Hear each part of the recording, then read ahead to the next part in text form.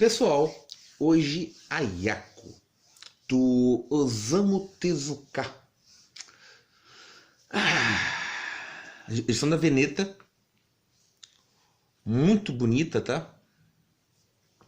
A capa, um bebê, entendeu? Realmente aqui o Tezuka, ele faz uma boa história. O que que acontece? Eu sou meio coração de pedra, né? E eu vi as pessoas, vi também vídeos de outros canais, todos dizendo, nossa, uma obra-prima, um trabalho supremo. E eu vou te falar, a questão em termos de gosto é uma coisa assim muito complicada. Não dei 5 estrelas nisso não, tá? Não me... já vi histórias melhores. Mas a questão do mangá e quem é que está fazendo. O que acontece? Se analisar só a história, é muito bem fechada, muito assim, muito bem desenhada. O traço do Osamu, ele faz cada personagem muito distinto do outro. Na questão da composição do desenho, é muito bem feito, tá? Ele realmente é um artista assim diferenciado. E se você for colocar aqui a história lá dos anos 70, ela não é datada, tá? Ela é muito, na verdade, ela é muito redonda. Segue alguns conceitos de perfeição. Só que se você analisar, assim como todos os livros, todas as histórias que são feitas, elas têm um contexto histórico. Aí, se você realmente juntar as duas coisas, a Ayako realmente surpreende. Porque o que acontece? Acho que a fala assim mais certa, imagine se fosse Maurício de Souza fazendo um quadrinho adulto. Então o artista ia repercutir muito. O Osamu, ele é um artista de traço assim, de trabalhos infantis, tá? Fez a Princesa e o Cavaleiro, Astro Boy. Quem não conhece em termos do mundo é o Walt Disney, entendeu? O japonês. Só que no Japão houve uma repressão e ele simplesmente fala, eu vou fazer então, eu vou contrariar isso. E faz outros trabalhos. Ele não fica em apenas um gênero, ele vai fazendo esse trabalho infantil, ele faz aqui um drama com um toque de erotismo, depois ele vai para o gênero do terror, vai em termos para aventura, então ele é polivalente, isso é muito difícil, entendeu? Muito difícil eu escrevo realmente tragédias e comédias com a mesma facilidade. E fora do papel, a questão de sempre defender outros autores e assim defender a própria arte em termos do Japão, ele foi muito importante para o mangá, tá? E assim como a própria indústria acabou modificando. Aí quando você realmente coloca num prisma que a Ayako acaba sendo um mangá, ou o mais importante mangá do Japão. Importante é diferente de melhor, porque esse importante tem a questão histórica. Aí você olha, então é uma história ruim. Não, longe disso. Realmente vai te conduzindo, ele faz assim o difícil parecer fácil. Não é fácil você ter esse calhamaço aqui, e você lê entendeu? Você vai lendo muito rápido, o sinal que uma coisa está sendo muito bem feita. É um mestre em termos da condução, as páginas. Só que eu lendo essa história eu fiquei meio de braços cruzados. Sabe como você não abraça? Do tipo, eu já vi essa mágica. Você está tirando disso daquele romance, né, de Dostoiévski, né?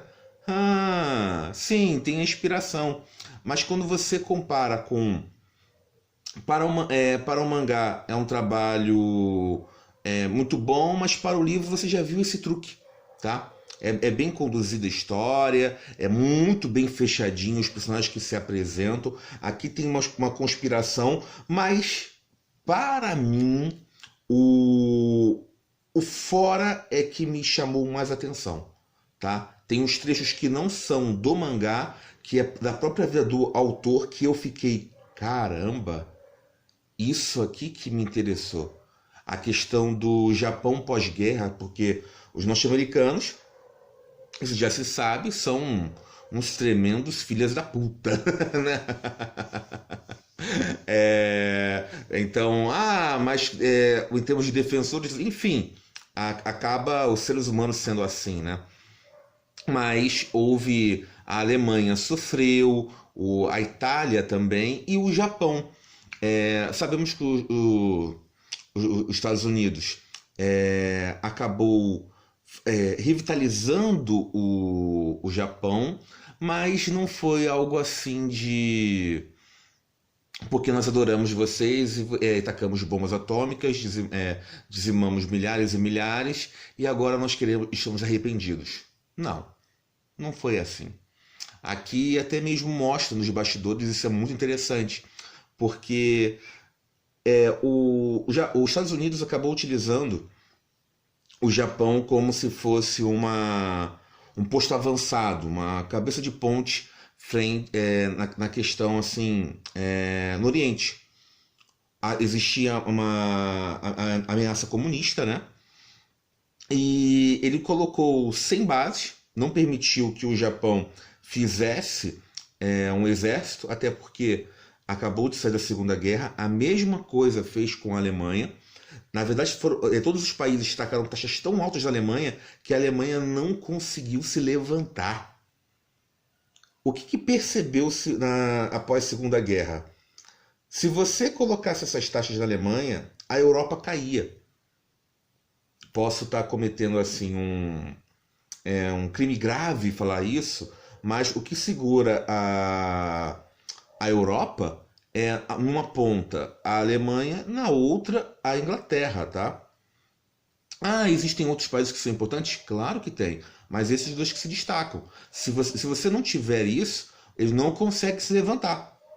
Então eles tiveram que fazer muitas sanções para a Alemanha conseguir se reestruturar, e é claro, é um povo muito incrível, assim como é o povo japonês.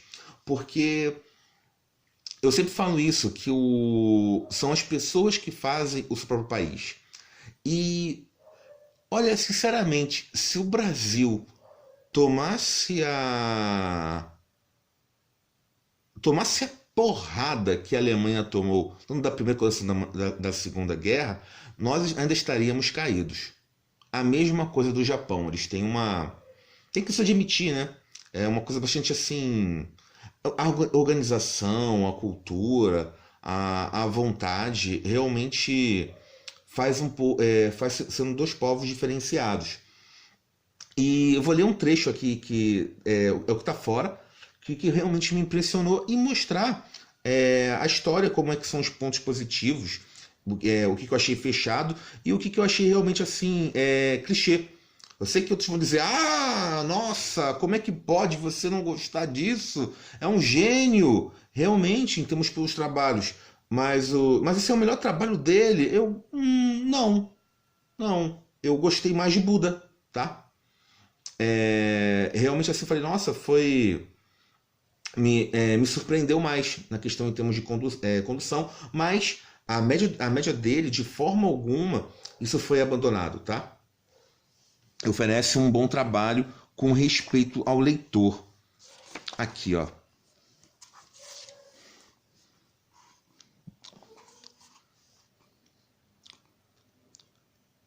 Quando a sirene gritou, avisando do ataque aéreo, vi o esquadrão de bombardeiros dos Estados Unidos vindo em nossa direção. Seguiam a linha do rio Yodogawa. Mal tive tempo de raciocinar. E assim que pensei, eles vieram, bombas incendiárias caíram sobre nós. O barulho era como uma chuva forte. Achei que iria morrer, exposto no topo na torre da vigia. Uma bomba passou a 2 metros de mim e atingiu o telhado que estava logo abaixo. Mais tarde, soube que essa bomba matou todas as pessoas que haviam corrido para o abrigo antiaéreo que havia debaixo desse prédio. Desci a torre de vigia gritando feito um louco. Ao meu redor, o chão era um mar de fogo. As casas em volta pegavam fogo, crepitando. Então, caiu a chuva misturada com cinzas. Caminhei até o rio, vendo as catranas abertas pelas bombas, onde se amontoavam objetos que se assemelhavam a pedaços de seres humanos e que eram, de fato, pedaços de seres humanos.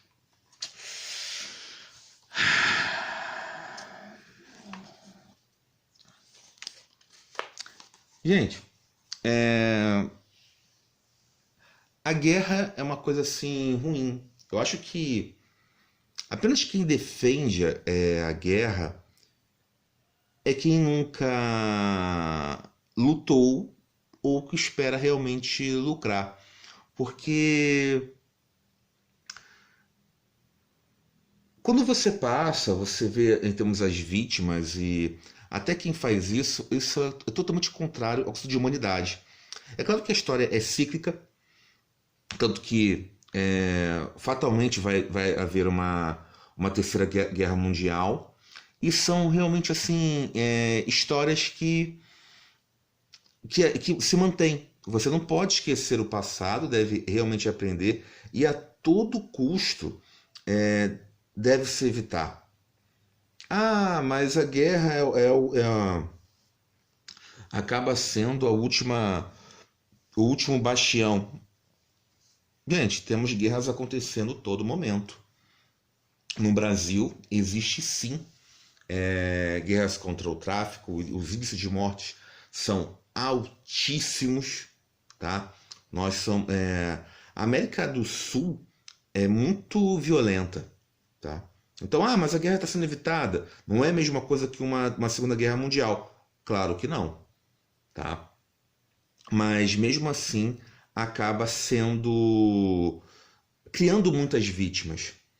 Aí você fala, o Ayako ele realmente emociona porque fala disso. Acho que a vida real acaba te emocionando mais. Eu falo disso porque eu já entrevistei pessoas que sobreviventes de guerra. Eu até me mostrei um pouco ignorante em termos Nossa, é uma guerra moderna. Como é que eu não aprendi isso no livro de história? Realmente o foco, que era a questão da África. E eu simplesmente eu perguntei, né? Eu falei, nossa, o que se leva quando você sai de casa?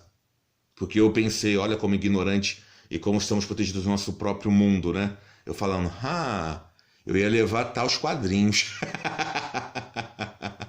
Aí eu perguntei, do tipo, qual o raciocínio, né? Imaginei que documentos, dinheiro, e qual foi a resposta? O que se dá. O que se dá para levar. Tanto que a roupa do corpo que você está, você sai. Você não pensa. Entendeu? E essas vítimas, elas simplesmente você vê que são altamente pacíficas.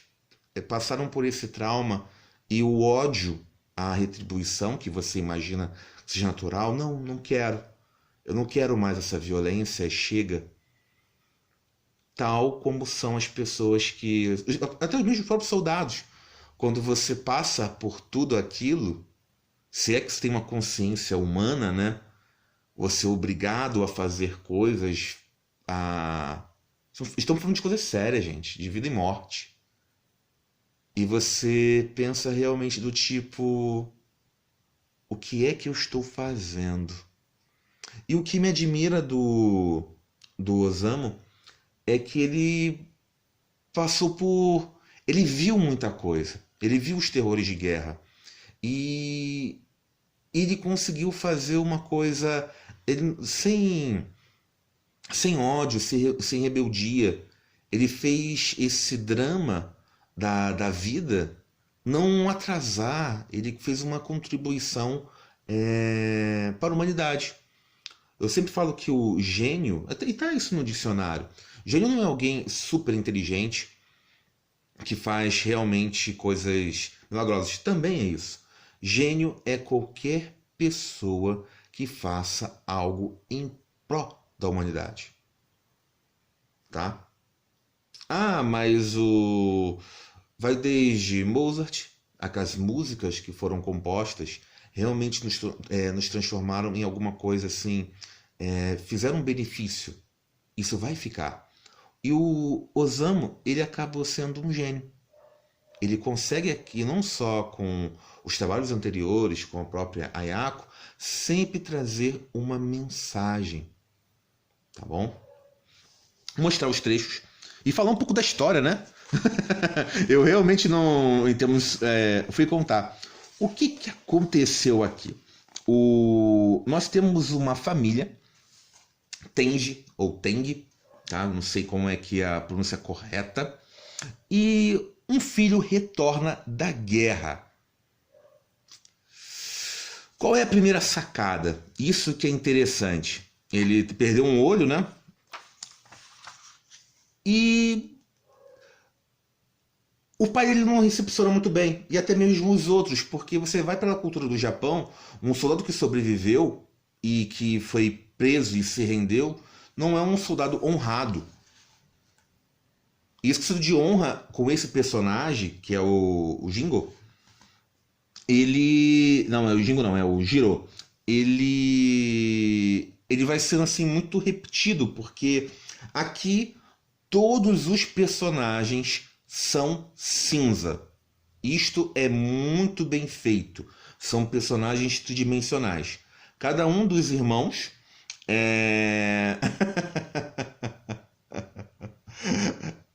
Alguns realmente não prestam, mas eu tô te falando sério. Realmente o cinza é muito bem trabalhado. Então o Jiro ele retorna para casa, tem a mãe dele, aqui a irmã, e ele descobre logo logo que ele tem uma irmãzinha mais nova. Detalhe que isso está no meio de uma espionagem. Ai, ai, ai, ai, ai. Tem que tomar cuidado com isso. Olha só como que eu traço, ó, muito bonito pro cenário. Tem uma parte aqui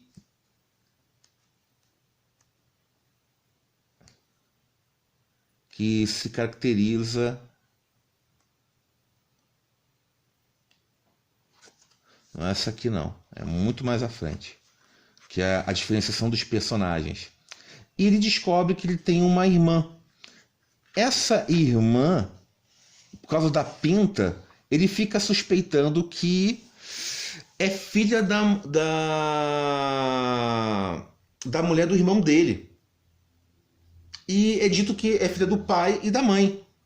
Mas à frente ele descobre que o pai dele se relacionou com a mulher do irmão. E o irmão consentindo. Porque em troca de terras. E isto é só o começo dos podres desta família. Temos ali também um irmão mais novo, ou seja, são 3 irmãos e 2 irmãs, e ele vai narrando essa história. O que acontece? A Ayako vai mostrando o crescimento dela ao longo aqui de 20 e poucos anos. Ela tem ali 27, então são 23 anos, 22 anos narrados. Esse aqui é o Shiro, que é o irmãozinho mais novo, que ele tem uma conduta assim ética de juiz, e você pensa, nossa, esse que vai consertar, né? Lê do engano.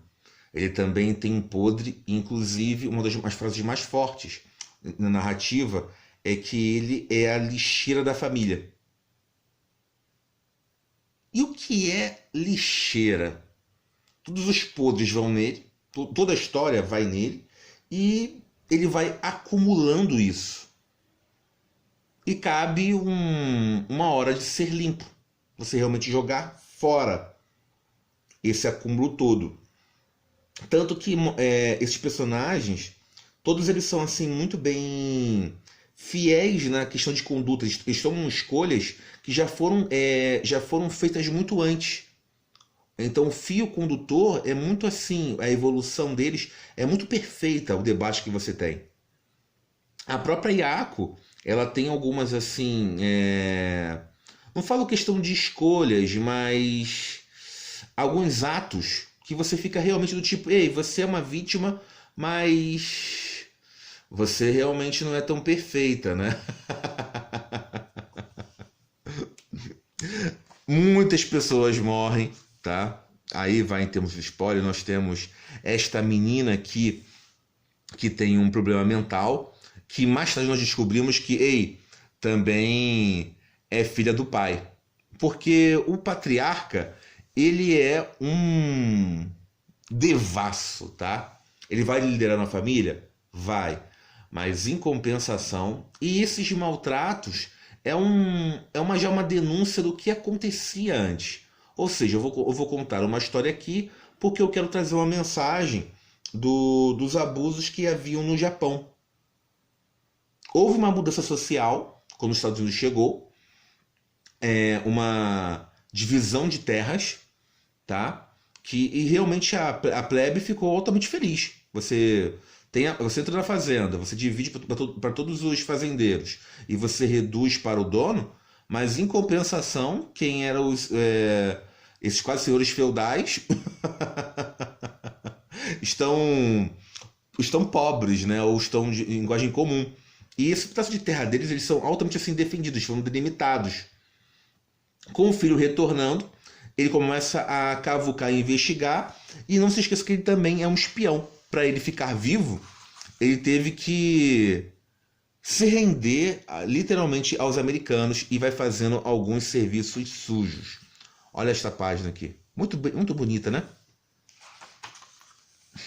Este aqui é o irmão mais velho, que cedeu a esposa para o pai. Aqui o ato. Tem figuras sexuais, eu vou pular, tá? E aqui ele batendo na sua irmã. Porque ele tem raiva, né? Porque ele não se aproxima centímetros da Yako, longe disso, porque ela é simplesmente a consumação da traição. Ao passo que o pai tem ela como a filha favorita, né? Por justamente ser pura, mais nova, e por assim ser. Mas não é apenas ele, entendeu? Que acaba amando a Yako. O irmão, mas o Jiro, ele acaba também. E inclusive mais à frente, ele é o responsável por um crime. Detalhe que aí que vem já começa a minha crítica, né? Nossa, esse vídeo tá ficando longo. Ele faz um assassinato, nem um assassinato em si. Ele oculta um corpo, joga-se no trem para fazer uma qualificação e ele se suja de sangue. Tá, ele se esconde no meio da noite e ele vai lavar essa roupa. E a Yako vê. É uma criança de 4 anos. E juntamente com a outra que fica cuidando dela. Coincidentemente, os detetives estão na investigação e ela comenta sobre o sangue. E ele passa a ser assim o suspeito deste homicídio.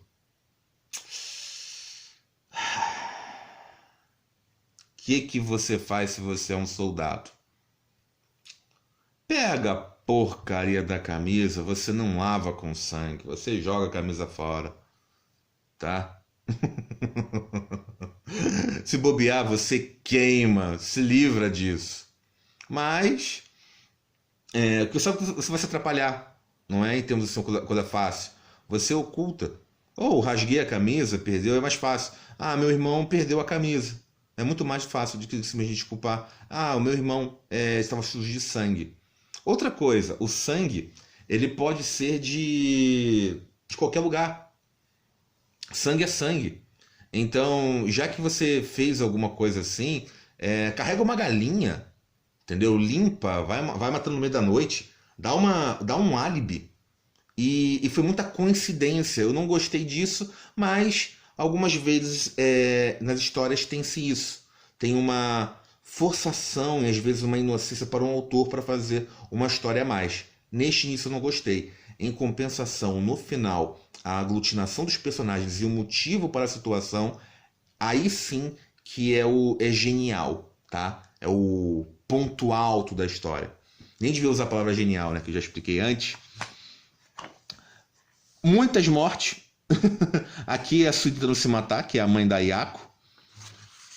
Mas você vendo que as personagens femininas, elas vão morrendo, elas vão sendo sacrificadas em prol da família e em prol das motivações assim escusas. Então nós temos espionagem, nós temos aqui... a outra irmã, ela pertence ao Partido Comunista, porque os estudantes, eles realmente tiveram um papel muito ativo no Japão pós-guerra. Quando eles se revoltaram pelo papel que o país estava tendo e como estava sendo utilizado para os Estados Unidos, tanto na Guerra da Coreia, quanto mais tarde no Vietnã.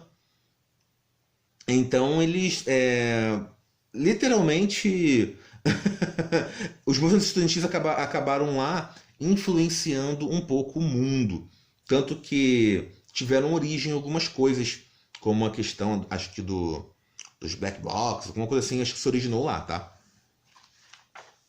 Olha aqui os personagens do rosto, cada um bem assim diferenciado.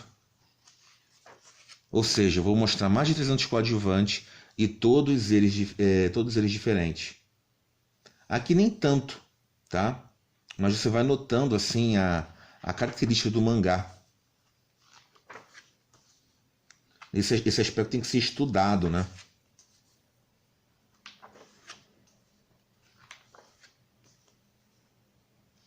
O pai completamente sádico. Isso aqui é só no começo da história.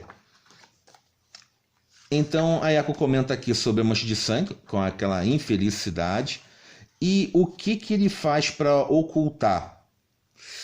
Ele resolve matar essa personagem que tem problemas mentais, e a Ayako fica como testemunha. Qual é a decisão da família frente a Ayako? Porque todos sabiam que tinham sido do irmão e suspeitavam que tinha feito. Olha que decisão mais lógica. E o segundo ponto: matar a menina? Não, é membro da família. Então vamos enterrá-la lá viva.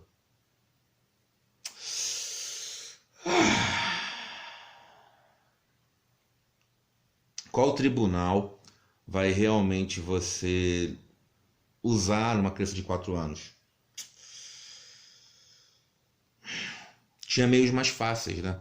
Você podia intimidar a criança, contar uma outra história, deixar ela falar e você fugindo. Mas não, tomam essa decisão e este acaba sendo o fio condutor.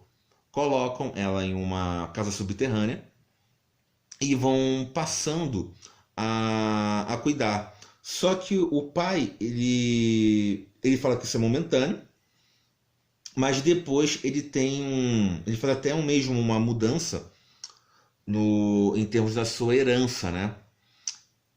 E esse testamento vai ser lido 11 anos depois. O filho mais velho não concorda com isso, como até a esposa dele está indo, que é a mãe biológica da Ayako. O que ele faz? Ele mata. Então nós temos muitas mortes. E isso vai enveredando. O Jiro, ele foge, ele se relaciona com... Ele tem uma outra amante. Ele vai em termos do Japão, e ele acaba a matando também, tá? Mas ele se associa a um coreano, e eles vão fazendo uma organização criminosa. O diferencial dele é que ele vai utilizando os sistemas políticos, mas sempre mandando dinheiro para a Ayako. Vai fazendo uma conta bancária em nome da mãe. Aí você para pensar, porque no Japão as coisas são muito regradas. Às vezes o filho mais velho não tinha, foi a escolha errada para suceder o pai. O Jiro, que é o segundo filho, tinha mais os nuances. Detalhe que a Ayako vai crescendo e você pensa que o irmão mais novo, ele está sendo assim honesto, que é o que mantém esse bebê, a honra, né? Que é esse menininho aqui. Quando a Ayako cresce e já vira uma mocinha, o que ele faz? Ele faz sexo com ela. Aqui, ó.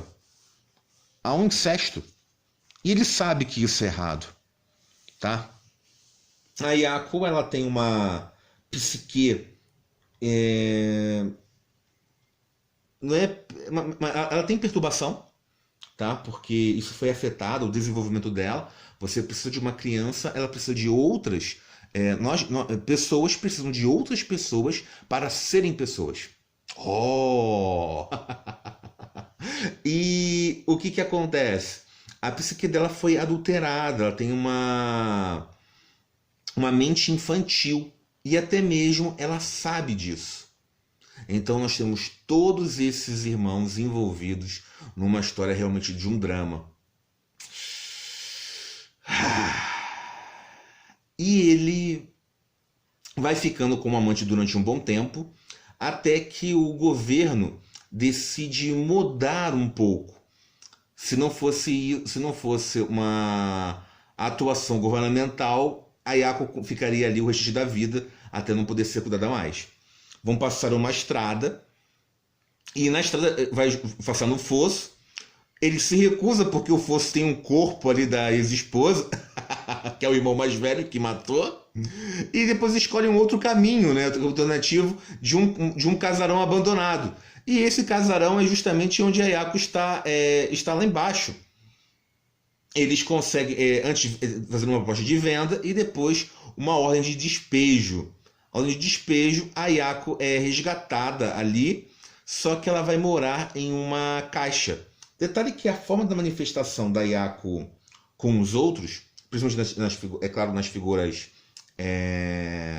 masculinas, ela faz sexo.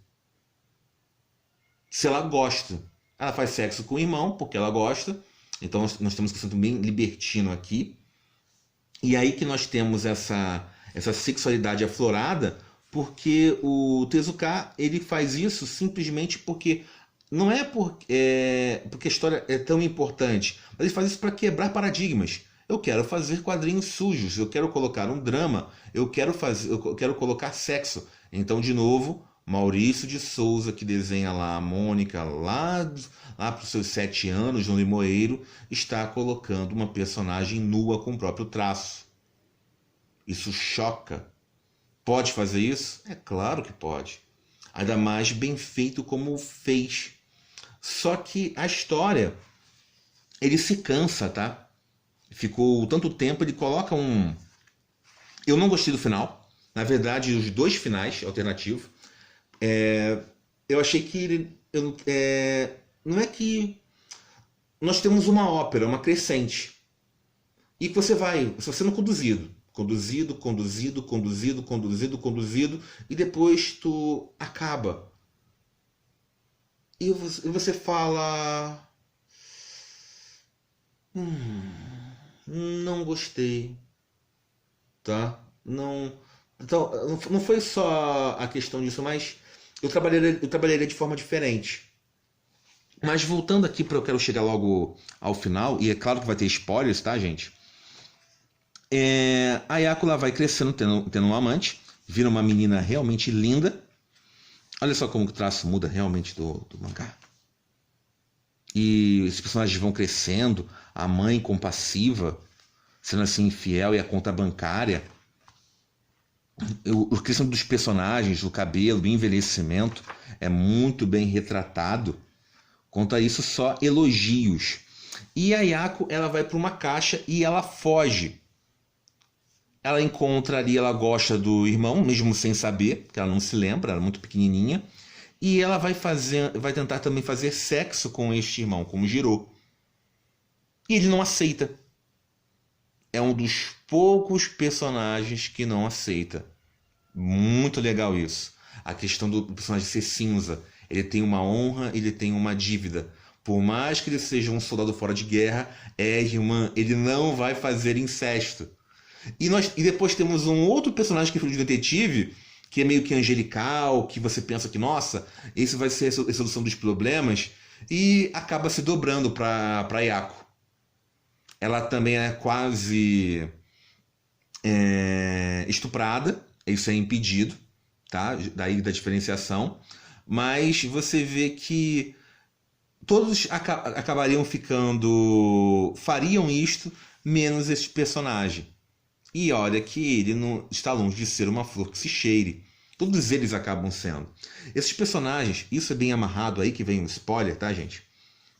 Eles vão sendo juntados, assim como a Yako ficou numa caixa e presa debaixo da terra, eles vão para debaixo da terra. Eles têm uma resolução. Isso eu achei assim altamente criativo, tá? Todos eles estarem reunidos aqui embaixo, e se eles tentarem cavar e fugir, vai desmoronar. Porque o irmão, a lixeira, ele queria matar todos, ele queria findar.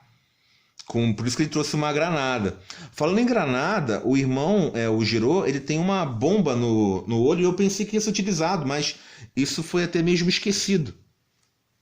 Afinal, que utilização ia ter uma bomba dentro que simplesmente ia matar aqueles mais próximos? Mas eu pensei, nossa, acho que todo mundo vai morrer.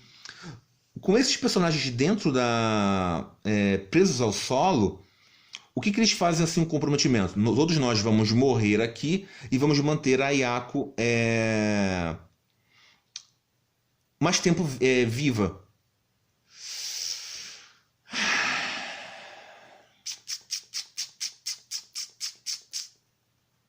Algumas histórias elas ganham mais pelo silêncio do que falas, e outras você tem que mostrar alguns acontecimentos.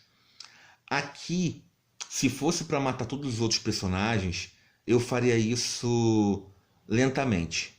Coloca ali, dá algumas páginas, um personagem matando o outro e até mesmo se alimentando. Ou você faz esse contexto.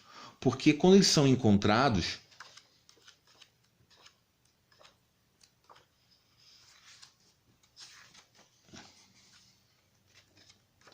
bem aqui, ó, todos estão muito inteiros. Estão fatigados, isso é verdade, entendeu? Mas não passaram por um processo assim de decomposição, de morte. Se você quer o fio condutor, mostre isso, entendeu? Às vezes você tem que mostrar as entranhas para colocar uma mensagem. Outras vezes você simplesmente deixa a lógica. Ela surge sobrevivendo, ou nem isso. Ela sendo a última sobrevivente e vai escurecendo, escurecendo e escurecendo. E acaba a história assim. O outro final alternativo tem um final mais agridoce, que mostra todos ficando assim um pouco bem. Aí você fica a questão assim dos dois finais. Mas, de novo, eu gostei mais ao redor da história do que a história em si. Ficou um vídeo longo, desculpa por isso, não sei quem tá assistindo até agora. Obrigado. E, gente, eu vou ficando por aqui. Até mais. Foi!